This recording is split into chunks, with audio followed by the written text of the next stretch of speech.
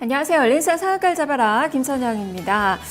그리스에 관련된 불확실성이 고조되고 있습니다. 이달 30일 IMF의 구제금융 종료 시점까지는 그 리스크는 계속될 것 같은데요.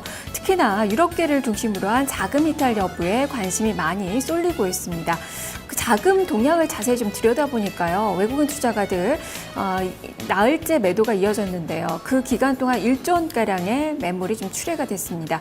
미국계 자금은 계속 들어왔는데 영국을 중심으로 한 유럽계 자금의 이탈이 계속 이어지고 있습니다. 5월에도 한 5천억 원가량, 6월 들어서는 그 강도가 좀 더 강해지면서 지속되고 있는 그 상황인데요.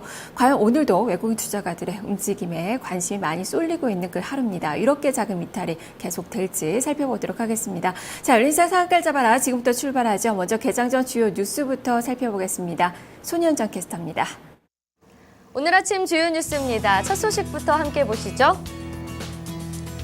유럽중앙은행이 오늘 그리스 유동성 지원 관련해 긴급회의를 소집합니다. 그리스와 국제채권단이 사실상 마지막 협상을 앞두고 있는데요. ECB는 채무 불이행 우려로 예금 인출이 끊이지 않는 그리스 은행에 대한 긴급 유동성 지원 한도를 다시 인상할지 결정하게 됩니다. 그리스 은행권이 수십억 유로에 달하는 예금의 인출 압박을 받는 가운데 ECB가 긴급회의를 소집한 건데요. 이번 ECB 회의는 그리스 측 요청으로 열리는 것으로 전해졌습니다. 삼성이 베트남 1위 급식 업체를 인수합니다. 제일모직이 지분 100%를 갖고 있는 삼성 웰스토리가 베트남 급식 시장에 진출했는데요. 어제 삼성 웰스토리가 베트남 북부 지역 1위 급식 업체인 F사 자산을 인수한 겁니다. 인수 금액은 수십억대로 알려졌는데요.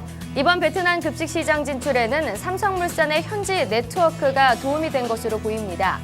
앞서 제일모직은 삼성물산과의 합병 계획을 발표하면서 식음 서비스 사업의 아시아 지역 진출에 삼성물산이 도움이 될 것을 기대한다고 밝힌 바 있는데요. 네, 그러면은 오늘장 삼성 한번 지켜보시기 바랍니다. 현대백화점과 한국타이어가 동부익스프레스 인수전에 참여합니다. 동부익스프레스는 국내 3위 물류업체로 동부인천항만 등 우량자산을 갖고 있는 기업인데요. 현대백화점은 인수를 통해 연간 약 1,000억 원에 달하는 물류 비용을 절감할 수 있는 것으로 기대하고 있습니다. 다만 최근 기업 인수전에 수차례 뛰어들었다가 중도 포기한 사례가 많아 이번 경쟁에서 완주할지는 불확실한데요. 한편 한국타이어는 최근 한라비스테온 공조를 인수하는 등 덩치가 커지자 물류기업 인수의 필요성을 느낀 것으로 전해졌습니다. 처음에는 대우로지스틱스 인수를 추진했지만 동부익스프레스가 매물로 나오자 이쪽으로 돌아선 것으로 보입니다. 현대백화점과 한국타이어 외에 롯데도 최근 동부익스프레스 인수 추진을 적극 검토하고 있는 것으로 알려졌습니다. 하이트진로가 경쟁사 비방 광고로 억대 과징금을 물었습니다. 공정거래위원회는 객관적 근거 없이 경쟁 소주 제품이 인체에 유해하다고 광고해 표시광고법을 위반한 혐의로 하이트진로에 대해 1억 4,300만 원의 과징금을 부과했다고 어제 밝혔습니다. 하이트진로는 지난 2012년 서울과 경기 지역 등에서 현수막과 전단지를 통해 알칼리 환원수를 사용한 경쟁사의 소주에 대해 비방 광고를 실행한 혐의를 받고 있는데요.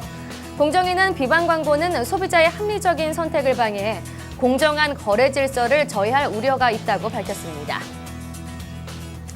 이베스트 투자증권이 이르면 연내 매각됩니다.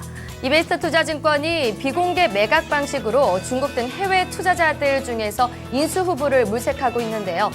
이베스트 투자증권은 올 1분기에만 252억 원의 영업이익을 거둔 바 있습니다. 유력한 인수 후보군은 국내 금융시장 진출을 노리는 중국계 투자자들인데요.